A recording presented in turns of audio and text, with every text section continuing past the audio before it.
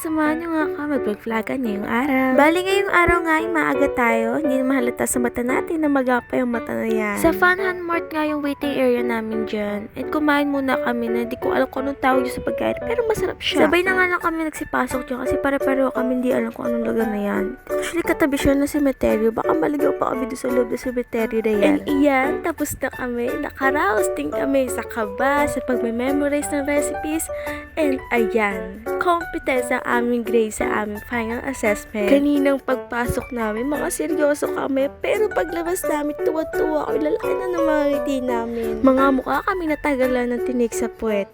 Keme lang. And iyan, uwian time na, no more log-in and time out na. Anyway, sa gamit ko nga pala bag dyan, yung pamaskong handog ng barangay. Diyan lang nagkasya kasi yung cake box, kaya wala tayong choice, ayan na lang meron. Pagkatating ko nga na bahay, makalat pa, and wala pa nalulutong handa, babe. Kaya yan, ayan na ang nanay nyo at your service. Pero kumain muna ako bago mag-start dyan. Kasi daw gutom na talaga ako niya. Ang kain ko lang yung di ko alam kung anong pangalan. Basta may bulgogi sa loob and may seaweed sa labas. Ayun na yun. Habang nililinis ko nga yung mga fruits and meats dyan, niluto ko na yung gelatin and minarinate ko na yung baboy. And syempre din, habang nagagawa ko sa kusina, si ate naman nakatoka sa pagda-decorate and paghihiwa ng mga kailangan ko.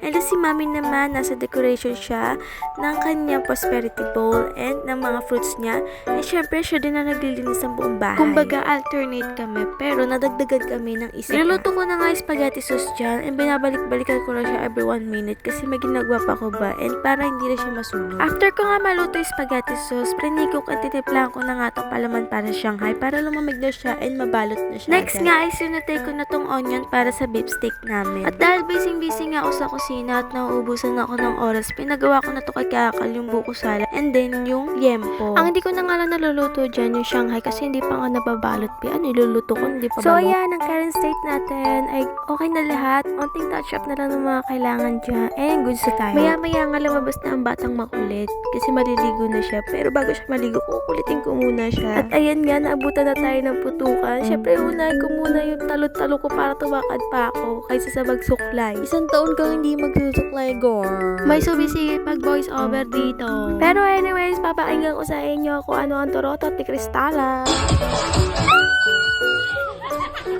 Ayan nga, hindi ko na nga kailangan na Torotot. Boses ko na lang ang kailangan. At ito man si Mami, binuksan niya na ang megaphone para sa Monte Carlo.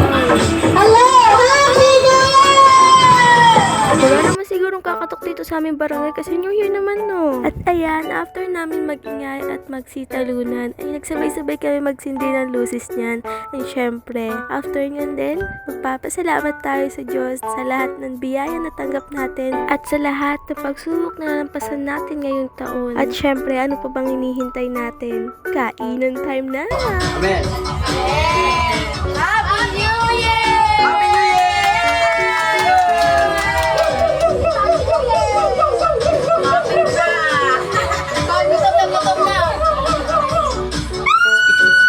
Lima nga lang kami nag-celebrate ng New Year ngayon dahil may work yung iba, eh syempre yung iba naman mag-celebrate sa kabilang family. But still, masaya pa rin yun. Cheers! Hanggang dito na lang. Happy New Year everyone at salamat sa panonood!